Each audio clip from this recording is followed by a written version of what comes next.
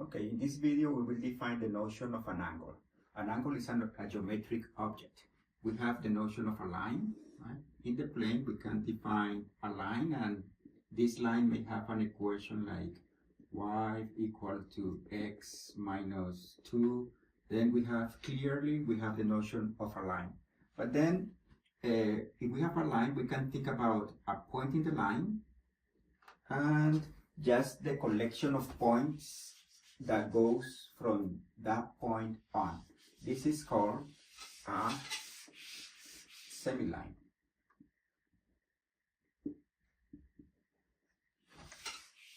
And then an angle would be the union of two semilines that have the same starting point. Then we have one semiline that starts at this point and another semiline that starts at the same point.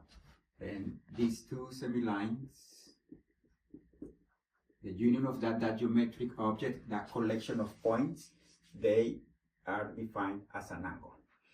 Then an angle is something that actually doesn't live in our world, because this line goes forever, this semiline goes forever, and this semiline goes forever.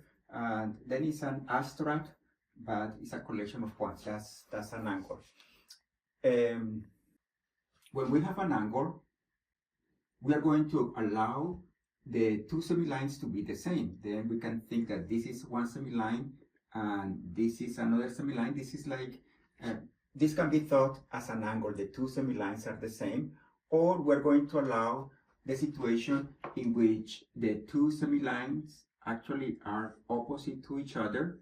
Then in this case, the union of the two semilines is just a single line. We're going to define a measure of the angle in the following way. We're going to think that this angle in which the two semilines are the same, this has a measure of 0 degrees. And this one here has a measure of 180 degrees. This angle, when the two semilines form just a single line, this is called a straight angle.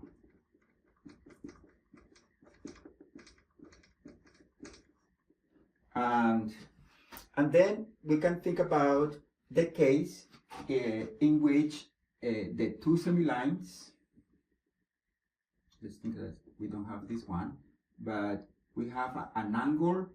In the case that this angle and this angle has the same measure, then this angle is called an angle of 90 degrees, and it's called a right angle. Then, and usually for an angle of 90 degrees, we do this symbol here indicating that this is a right angle. Then, in this way, if we go proportionally, then we have a notion of the measure of an angle. And the measure of an angle, if we call that measure theta, that measure would be a number from 0 to 180. 180 is a straight angle. 180 is a straight angle. 0 degrees is when the two semilines are the same.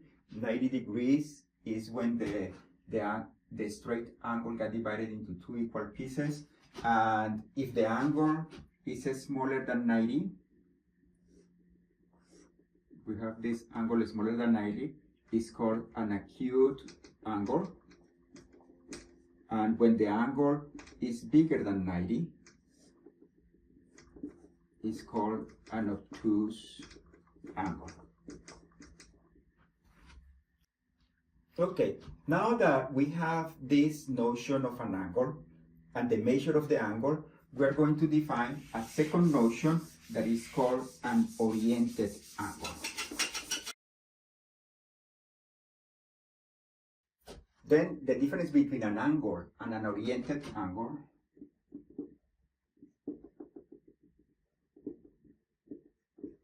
is that we are going to decide, we're going to label the semilines. One of the semilines, we're going to call it the initial side, and the other one, we're going to call it the terminal side.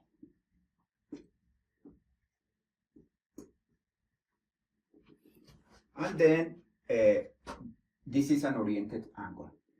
Then we're going to define the measure of an oriented angle to be like this. Then this angle has a measure, right? Let's suppose that this angle is 22 degrees. But then when we think about the measure of the oriented angle, it's going to be either 22 degrees or negative 22 degrees. And how do we decide which one it is? Then when you go from the initial side to the terminal side, if you go counterclockwise, then this is the angle that you pick. And when you go from the initial side to the terminal side, you go clockwise, then the angle is going to be negative. Then, for example, if this is the initial side, and this is the terminal side, and this angle as a non-oriented angle is 45 degrees, then we're going to say that the measure of this angle is negative 45 degrees.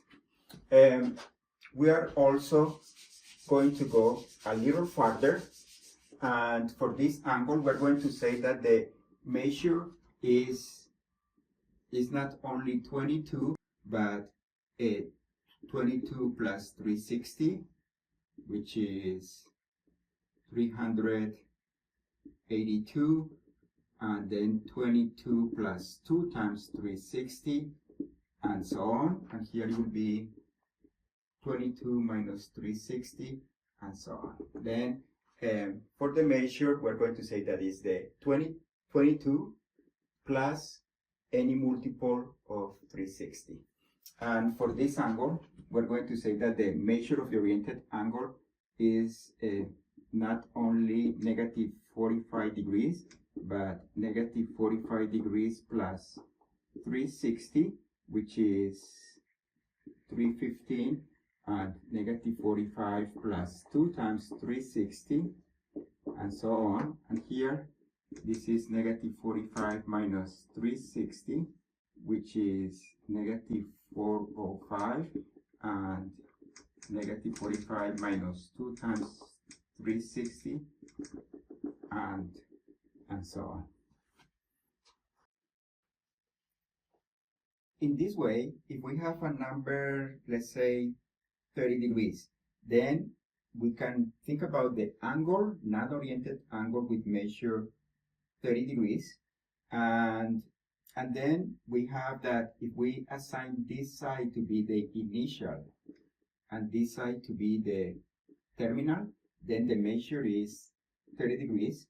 But if we reverse the labeling, and this is the initial and this is the terminal, then the measure is negative 30. Therefore, for any measure of a non-oriented angle, we have two oriented angles.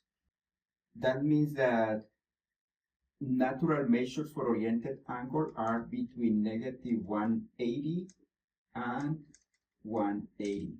The reason of the 360 is that 180 minus negative 180 would be is equal to 360. And another reason is that when you have an angle of 180, in the particular 180, we have that this angle, this is an oriented angle. If this is the initial and this is the terminal, then this angle can be thought as an angle of 180. But here, when you have a straight angle, it's not clear if this is the angle or this is the angle, but then this angle would be thought also as 180. But if this is the initial and this is the terminal, then this is negative 180. And for that reason, it makes sense to think that 180 and negative 180 are representing the same angle. Then we have that 180 and negative 180 are representing the same angle. Then they must be the measure of the same angle, and then we say that 180 minus 360 represents the same angle as 180, and then that kind of explains the reason of the adding or subtracting 360.